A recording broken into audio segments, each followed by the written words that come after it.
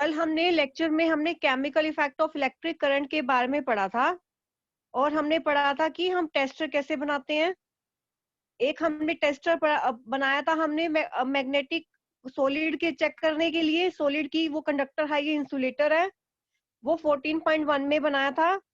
14.2 में हमने एक टेस्टर बनाया था लिक्विड को चेक करने के लिए कि वो जो हमारा लिक्विड है वो हमारा एक कंडक्टर है, ये इंसुलेटर है, उसको चेक करने के लिए 14.2 में हमने एक टेस्टर बनाया था। उसके बाद हमने एक टेस्टर बनाया था 14.4 में, वो चेक करने के लिए मैग्नेटिक इफेक्ट ऑफ करंट के ऊपर बेस था वो, और मैग्नेटिक नीडल उसमें यूज हुई थी और वो स्मॉल करंट को डिटेक्ट करने के लिए जो है ये डिटेक्टर बनाया था। उसके बाद हमने कंडक्टर और इंसुलेटर्स के बारे में पढ़ा था और कल हमने chemical effects of electric current के बारे में कल स्टडी किया था। और फिर हमने फ्रूट्स और वेजिटेबल्स को चेक किया था कि वो कंडक्टर्स हैं या इंसुलेटर्स हैं। और फिर एक हमने कल फिनोमेना पढ़ा था इलेक्ट्रोप्लेटिंग और उसकी एप्लीकेशन। आज एक बार हम इलेक्ट्रोप्लेटिंग दोबारा से एक्सप्लेन करेंगे। You know that a brand new cycle bicycle has a shiny handlebar and wheel rims. ये जो ब्रांड न्यू साइकिल होती है उसका जो हैंडल बार होता है और व्हील रिम्स होते हैं वो बहुत शाइनी होते हैं, सबको पता है। However, if these are accidentally scratched, कह रहे मान लो उसके ऊपर थोड़ा सा कोई स्क्रैच लग गया, कोई रास्ते में कुछ चीज आ गई, उससे इसकी वजह से उसके ऊपर स्क्रैच आ गया हैंडल बार के ऊपर, बाइसिकल की हैंडल बार के ऊपर।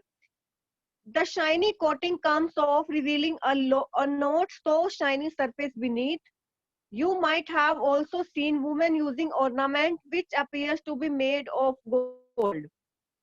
However, if these are accidentally scratched, the shiny coating comes out, revealing a not so shiny surface beneath.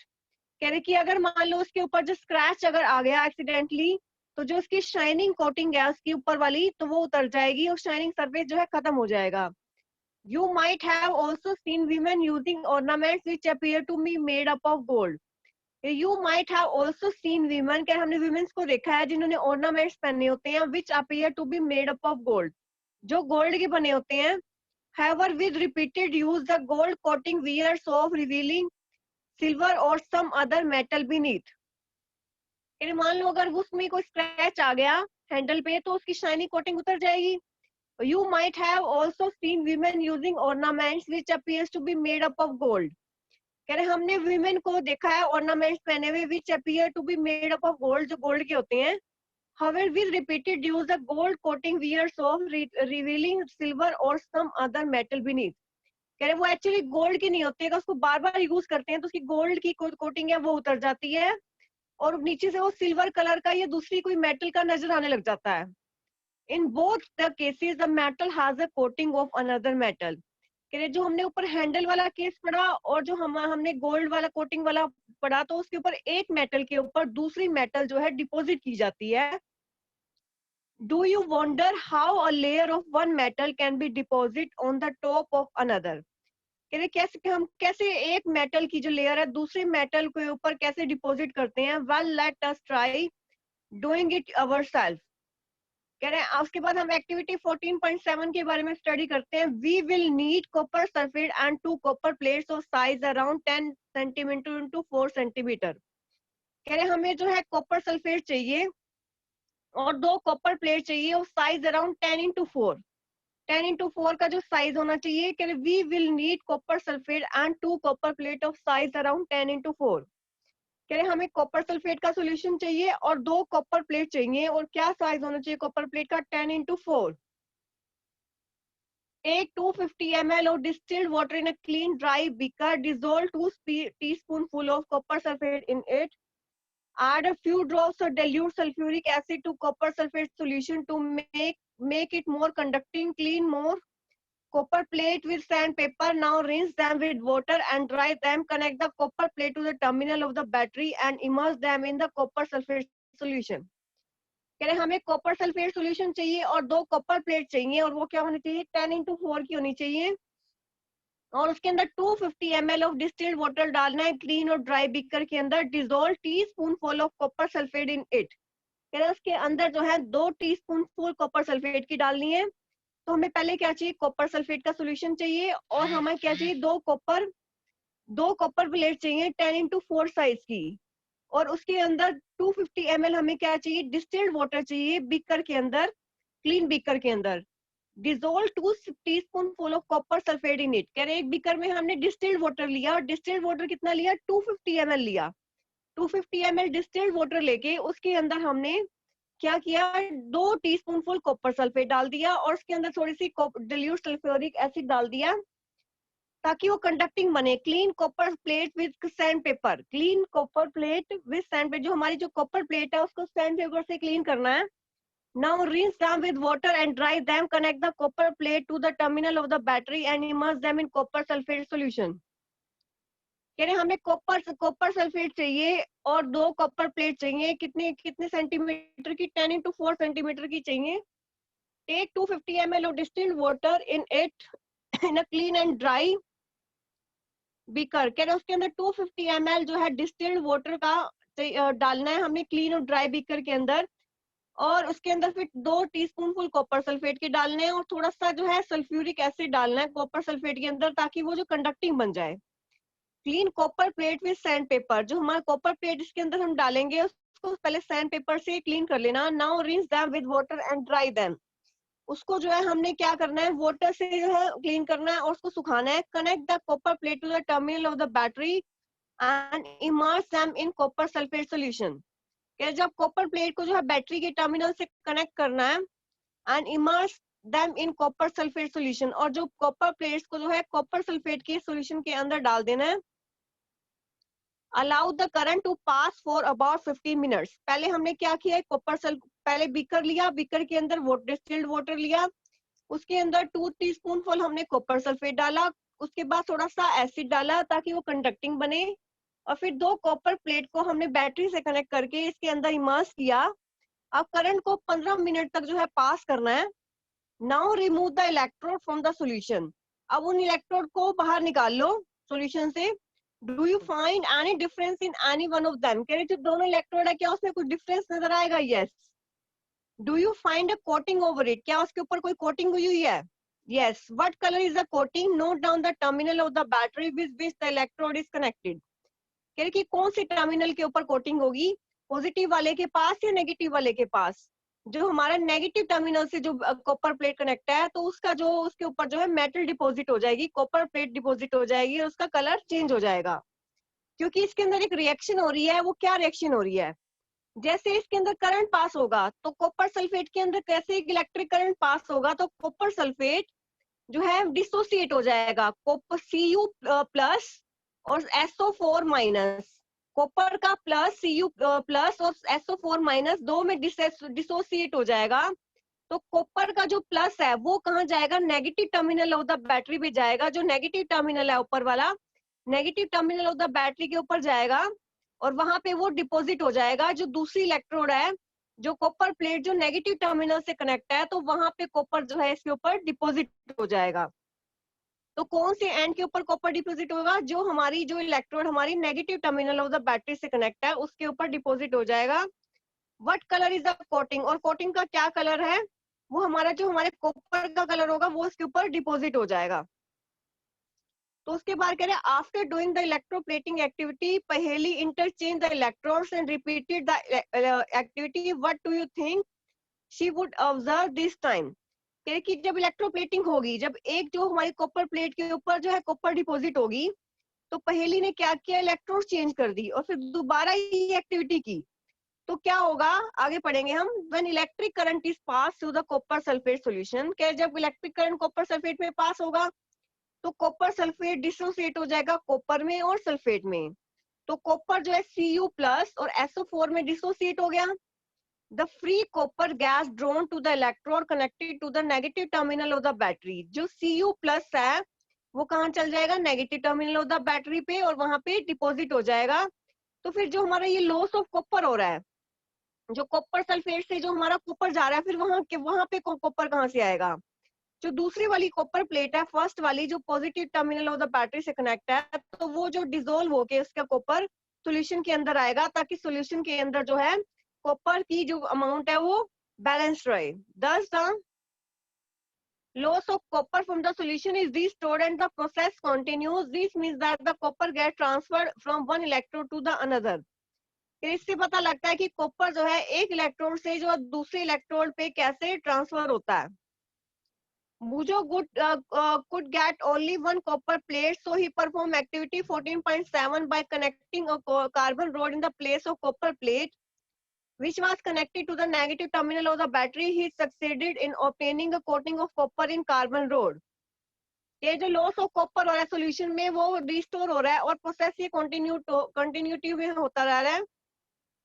This means that copper get transferred from one electrode to the another. Bujo could get only one copper plate, so he performed activity 14.7 by connecting a carbon rod in the place of copper plate, which was connected to the negative terminal of the battery. He succeeded in obtaining a coating of copper in carbon rod. तो कह रहे कि ऐसे ही जो layer एक metal की दूसरी metal पे जो डिपॉजिट हो रही है इस प्रोसेस को बोलते हैं हम electroplating.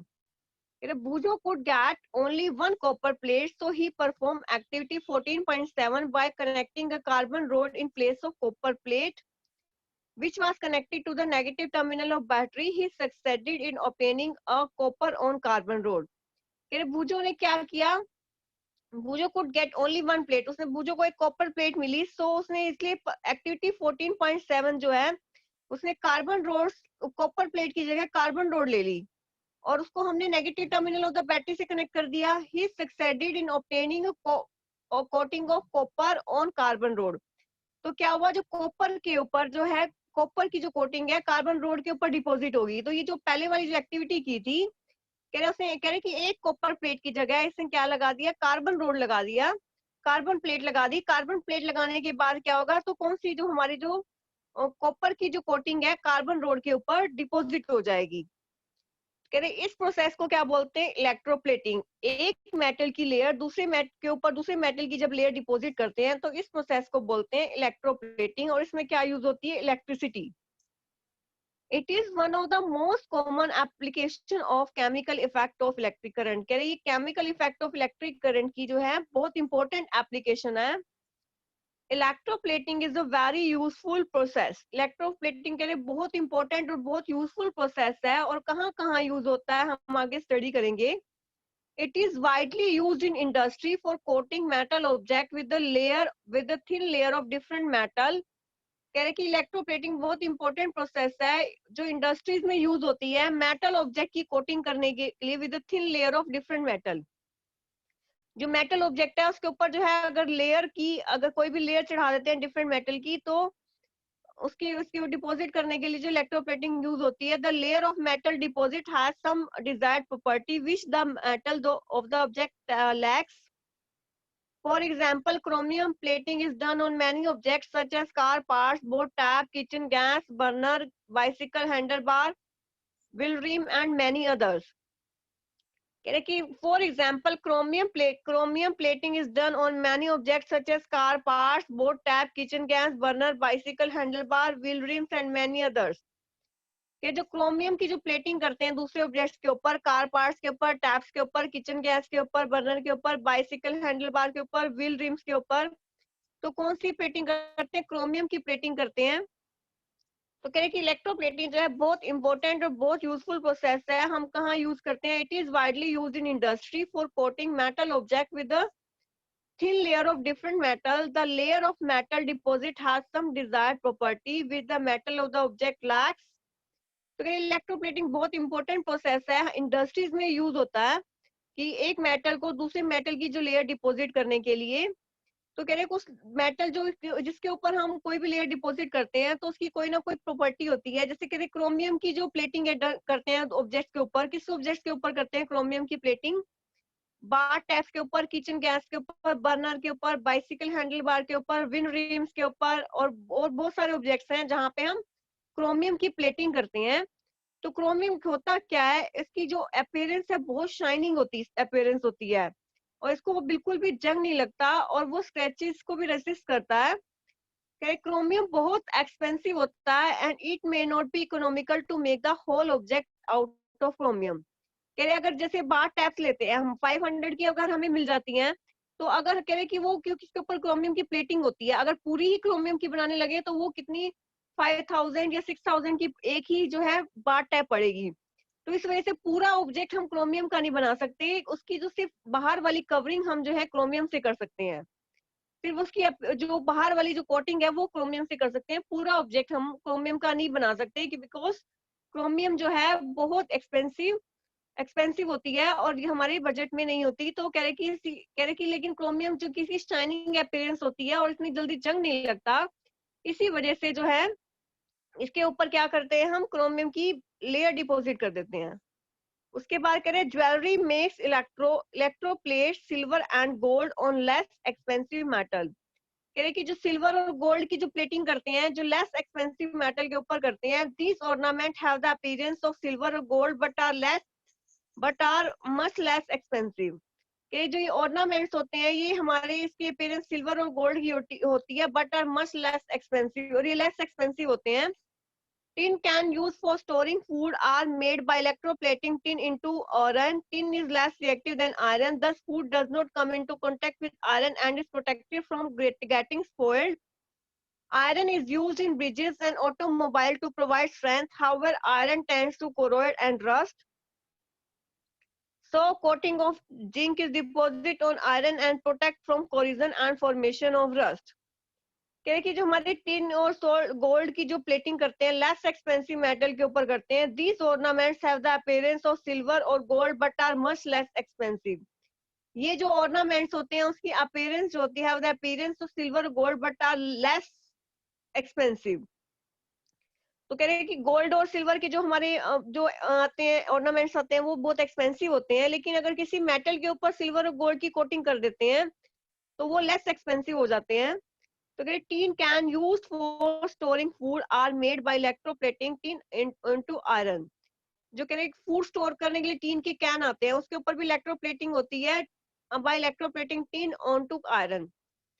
The tin is less reactive than iron. Tin जो होता है बहुत कम रिएक्टिव होता है as compare to iron, thus food does not come into contact with iron and is protected from getting spoiled. Iron is used in bridges and automobile to provide strength. However, iron tends to corrode and rust, so coating of zinc is deposited on iron to protect it from corrosion and formation of rust. के जो tin can use करते हैं food store करने के लिए are made by electroplating tin into iron. Tin is less reactive than iron. Tin जो होता है बहुत कम रिएक्टिव होता है as compare to iron, thus food does not come into contact with iron and is protected from getting spoiled. Iron is used in bridges and automobile to provide strength. के जो iron जो bridges में use होता है और automobile में use होता है वो स्ट्रेंथ प्रोवाइड कराता है। However, iron tends to corrode and rust, so coating of zinc is deposited on iron to protect it from corrosion and formation of rust. के जो टीन कैन यूज होते हैं फूड स्टोर करने के लिए वो भी हम टीन की जो इलेक्ट्रोप्लेटिंग करते हैं आयरन के ऊपर, टीन जो होती है बहुत लेस रिएक्टिव होती है एज कंपेयर टू आयरन। तो ये जो फूड जो अगर उसके उसके कांटेक्ट में आता है, आयरन के कांटेक्ट में आता है तो and is protected from getting spoiled, वो खराब नहीं होता। ये जो ब्रिजेस में जो हम आयरन यूज करते हैं, मोबाइल ऑटोमोबाइल में जो स्ट्रेंथ प्रोवाइड करने के लिए आयरन यूज करते हैं, however iron tends to corrode and rust। Iron जो है tends to corrode, जंग लग जाता है उसको, और and rust, so coating of zinc is deposited on iron to protect from corrosion and formation of rust.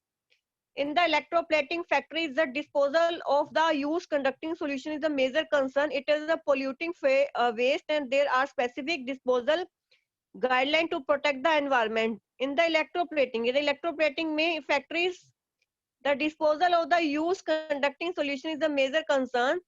It is a polluting waste and there are specific disposal guidelines to protect the environment. In the electroplating factories, the disposal of the used conducting solution is a major concern. Electroplating factories में the disposal of the used conducting solution is a major concern. It is a polluting waste and there are specific disposal guidelines to protect the environment. तो हमने एक तो silver और gold की हमने coating कैसे करते हैं ये पढ़ा, और टीन जो कैन यूज करते हैं फूड स्टोर करने के लिए उसके ऊपर भी आयरन के ऊपर जो है टीन की कोटिंग कर देते हैं, क्योंकि टीन जो होती है कम रिएक्टिव होती है आयरन के कंपैरिजन में, तो टीन जो है इतनी जल्दी रिएक्ट नहीं करता, तो जो भी फूड हम इसके अंदर डालते हैं तो दस food does not come in contact with iron, तो आयरन के साथ वो फूड कांटेक्ट में नहीं आता और इसी वजह से वो जो खराब नहीं होता। तो कह रहे ब्रिजेस में जो आयरन के मटेरियल बनाते हैं और ऑटोमोबाइल को स्ट्रेंथ प्रोवाइड करने के लिए आयरन की चीज बनाते हैं, तो however iron tends to corrode and rust. Iron जो है जो है इसके ऊपर बहुत जल्दी जंग लग जाता है, सो कोटिंग उसकी इसी वजह से आयरन के ऊपर जंग ना लगे, इसी वजह से इसके ऊपर जिंक की जो लेयर डिपॉजिट करते हैं ताकि वो कोरिजन और फॉर्मेशन ऑफ रस्ट से बच सके। तो आयरन के ऊपर हम किसकी कोटिंग करते हैं, हम आयरन के ऊपर जिंक की कोटिंग करते हैं ताकि इसको जंग ना लगे और रस्ट ना बने। If the electroplating factory the disposal of the used conducting solution is a major concern, it is a polluting waste and there are specific disposal guidelines to protect the environment. In the electroplating factories, the disposal of the used conducting solution is a major concern. It is a polluting waste. In the electroplating factories, the disposal of the used conducting solution is a major concern. क्या electroplating factories के अंदर जो उसको dispose करते हैं, factory the disposal of used conducting solution, जो used conducting solution है वो जो major concern है, it is a polluting waste. ये जो वेस्ट है वो बहुत ज्यादा पोल्यूट करता है। There are specific disposal guideline to protect the environment.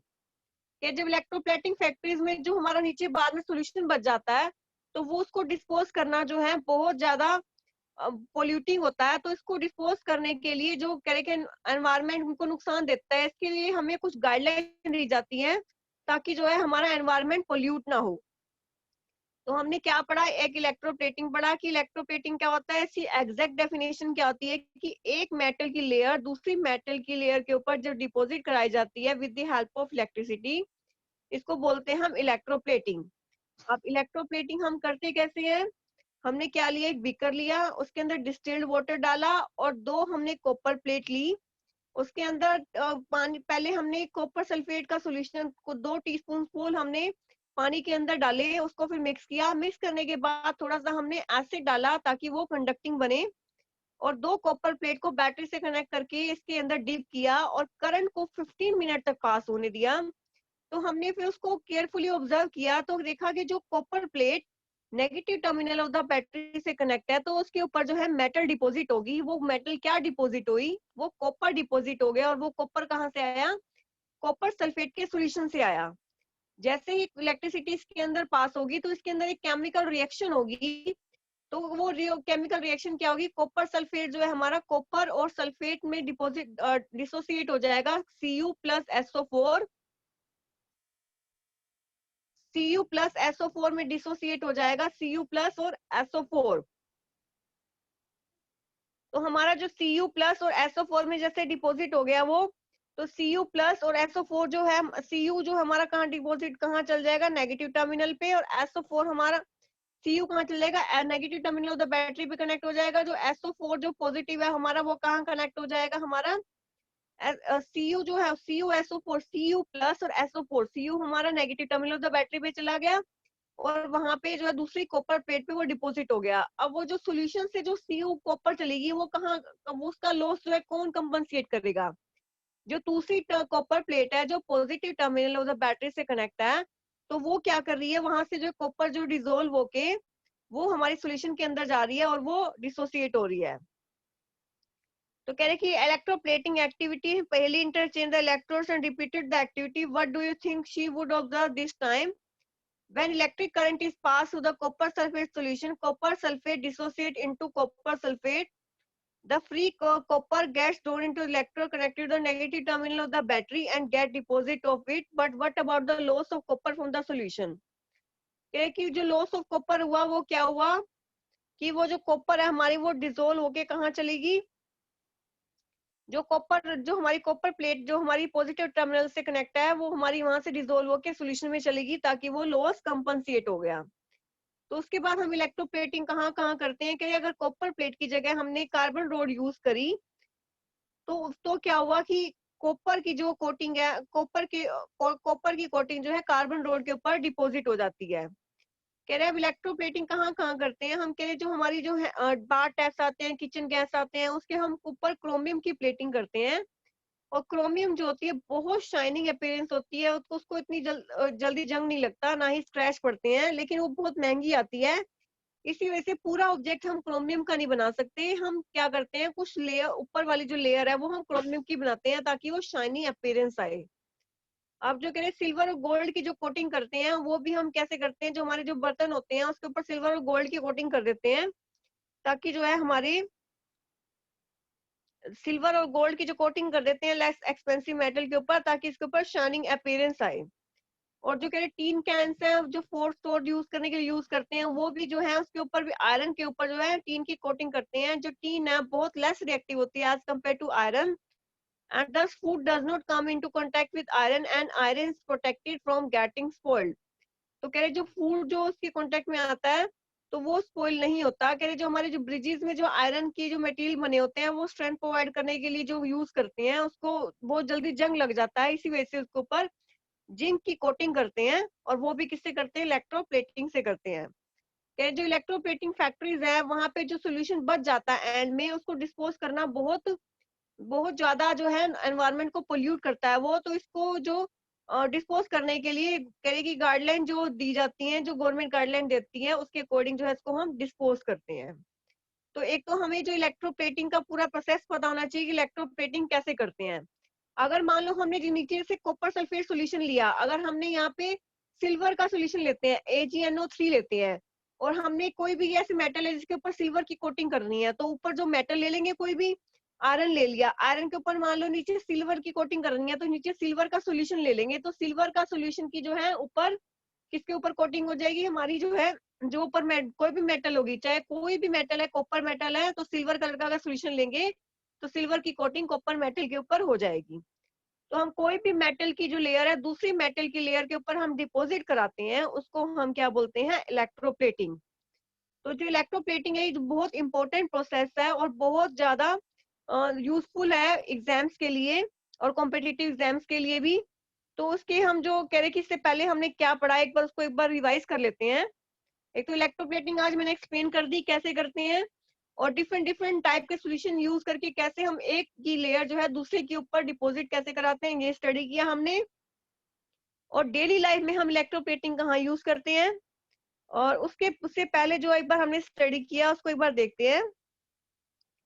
हमने इलेक्ट्रिक करंट के हमने दो इफेक्ट पढ़े थे इससे पहले। एक पढ़ा था heating effect of electric current. Heating effect of electric current क्या था, कि अगर किसी वायर में करंट पास होता है तो वो गर्म हो जाता है, इसको बोलते हैं heating effect of electric current. और दूसरा था magnetic effect of electric current. कह रहे हैं किसी भी वायर में अगर करंट पास होता है तो बाहर वाला चीज जो है मैग्नेट बन जाती है, तो उसको बोलते हैं magnetic effect of electric current. तो हमारा chemical effect of electric current क्या है, हमारा chemical effect of electric current क्या है, किसी भी अगर कोई भी हमारा सोल्यूशन है, कोई भी सोल्यूशन के अंदर अगर हम केमिकल लेते हैं, उसके अंदर इलेक्ट्रिसिटी पास करते हैं, तो वो जो डिसोसिएट हो जाता है तो वहाँ chemical effect of electric current show करता है, जो हमने इलेक्ट्रोप्लेटिंग में पढ़ा भी है। उससे पहले हमने कंडक्टर और इंसुलेटर्स के बारे में पढ़ा था कि किसी भी चीज में अगर इलेक्ट्रिसिटी पास हो जाती है तो वो कंडक्टर, इसमें जिसमें पास नहीं होती तो वो हमारे इंसुलेटर्स। तो उसके लिए हमने एक टेस्टर बनाया था। तो कोई भी चीज है सॉलिड थी, उसको हमने चेक किया था, अगर बल्ब ग्लो कर रहा था 14.1 में तो हमारा वो कंडक्टर था, अगर बल्ब ग्लो नहीं कर रहा था तो हमारा वो इंसुलेटर था। उसके बाद हमने ये देखा था कि कह रहे कि जो हमने लिक्विड था, अब लिक्विड को कैसे टेस्ट करेंगे, तो उसके लिए हमने एक टेस्टर बनाया था, एक बल्ब लिया था और नीचे सोल्यूशन लिया था, उसको बैटरी से कनेक्ट किया था। अगर वो सोल्यूशन अगर हमारा जैसे सोल्ट वाला सोल्यूशन है तो वो कंडक्टिंग सोल्यूशन है, इस वजह से जो बल्ब ग्लो हो गया था, बल्ब ग्लो हो जाता था तो कंडक्टर था, अगर बल्ब ग्लो नहीं हो रहा था तो हमारा वो बैड कंडक्टर था। तो हमारा ये जो हमारा ये किसको चेक करने के लिए था, लिक्विड को चेक करने के लिए था कि वो कंडक्टर्स है, ये इंसुलेटर्स है। तो उसके बाद कह रहे कि अगर जो बिल्कुल स्मॉल करंट अगर किसी सोल्यूशन में आ रहा है तो उसको डिटेक्ट करने के लिए फिर हम बल्ब की जगह हमने एलईडी यूज की थी। तो एलईडी जो है स्मॉल करंट को डिटेक्ट कर लेती है। एलईडी क्या होती है, जो हम दिवाली के टाइम हम जो यूज करते हैं बल्ब, वो हमारी एलईडी है। तो बल्ब की जगह हमने एलईडी लगा दी थी तो वो स्मॉल करंट को वो डिटेक्ट कर रही थी। उसके बाद हमने जो है टेस्टर बनाया था कि मैग्नेटिक जो नीडल है उसको हमने मैच बॉक्स में रखा था, हमने टेस्टर बना दिया था। जो हमारी एलईडी थी ये बना दिया। Compass needle shows reflection yes और नो। तो अब हमने इसके बाद एक टेस्टर बनाया था, कंपास नीडल को यूज करके magnetic effect of electric current का यूज करके हमने एक टेस्टर बनाया था। तो एक कंपास नीडल रखी थी, उसके अंदर जब इलेक्ट्रिक करंट पास किया था और कोई भी सॉल्यूशन जो नीचे उसको चेक करा था, तो अगर मैग्नेटिक नीडल की डिफ्लेक्शन शो कर रही थी तो गुड कंडक्टर, अगर मैग्नेटिक नीडल जो है डिफ्लेक्शन शो नहीं कर रही थी तो वो पुअर कंडक्टर्स। तो कह रहे कि हमारे जो दो कैटेगरी में हमने डिवाइड किया था, कंडक्टर्स और इंसुलेटर्स। जो कंडक्टर है हमारे उसमें क्या था, एक दो थे हमारे, कंडक्टर और इंसुलेटर। तो एक कंडक्टर था और एक इंसुलेटर था। कह रहे कि हम इंसुलेटर को, कुछ इंसुलेटर ऐसे हैं कुछ कंडीशन में फिर वो कंडक्टर का काम करने लग जाते हैं। तो इस वजह से जो कंडक्टर और इंसुलेटर की बजाय हमें उसको किस कैसे कैटेगरी में डिवाइड किया, गुड और पुअर कंडक्टर्स। गुड और कंडक्टर्स और पुअर कंडक्टर हमने फिर इंसुलेटर जो टर्म है उसके साथ हमने ऐड नहीं की थी। उसके बाद हमने जो है chemical effect of electric current के बारे में पढ़ा था। और इससे पहले हमने 14.5 एक्टिविटी पढ़ी थी। टेक 3 प्लास्टिक और रबर कैप ऑफ द बोतल। 3 जो है क्लीन प्लास्टिक की बोतल लेनी है और रबर कैप्स ऑफ द बोतल। Pour about 2 teaspoon of distilled water in each of them.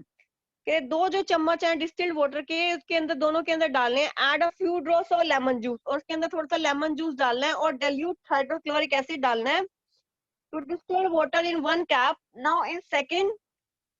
Now in second cap containing distilled water, add a few drops of a base such as caustic soda or potassium iodide. Add a little sugar to the distilled water in the third cap and dissolve it. Test with solution conduct electricity and which do not. और check किया था कि कौन सा solution जो conducting था, electricity conduct कर रहा था या नहीं कर रहा था। तो हम इसको ऑब्जर्व किया था हमने। तो most liquid that conduct electricity are solution of acid, base and salt. तो हमने देखा था कि जो मोस्टली जो लिक्विड थे जो एसिड और बेस और सोल्ट के बने हुए थे वही जो इलेक्ट्रिसिटी कंडक्ट कर रहे थे। When electric current flows through a conducting solution, does it produce an effect on the solution? जब इलेक्ट्रिक करंट जो है इसके अंदर पास होता है कंडक्टिंग सॉल्यूशन के अंदर, तो जो इस सॉल्यूशन के अंदर जो है एक इफेक्ट शो करता था। तो हमने ये स्टडी किया था। और एक हमने ये ब्रिटिश केमिस्ट के बारे में बताया था कि उसने देखा कि इलेक्ट्रोड को अगर वाटर के अंदर डालते हैं तो करंट जब पास करते हैं तो बबल्स बनते हैं ऑक्सीजन के और हाइड्रोजन के। ऑक्सीजन बबल जो फॉर्म होते हैं वो on the electrode connected the positive terminal से कनेक्ट है, और हाइड्रोजन जो बबल्स हैं वो दूसरे इलेक्ट्रोड पे पास हो जाते हैं। किसी बच्चे को अगर इसी चैप्टर के बारे में क्वेरी करनी हो तो प्लीज रेज योर हैंड्स। किसी बच्चे को अगर इस चैप्टर के बारे में कोई क्वेरी करनी हो प्लीज रेज योर हैंड्स।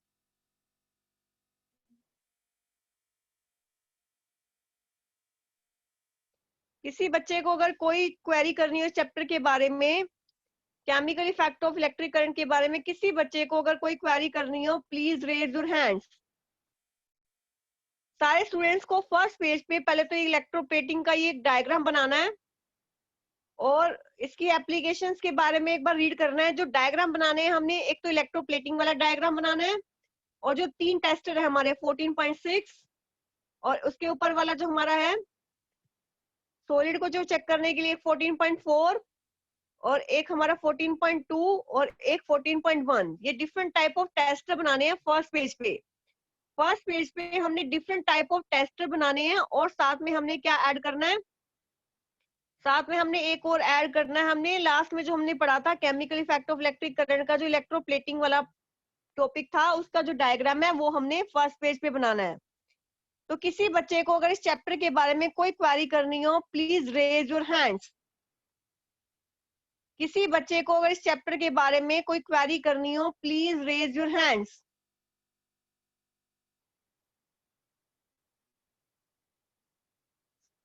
किसी बच्चे को इस चैप्टर के बारे में कोई क्वेरी करनी हो प्लीज रेज योर हैंड्स।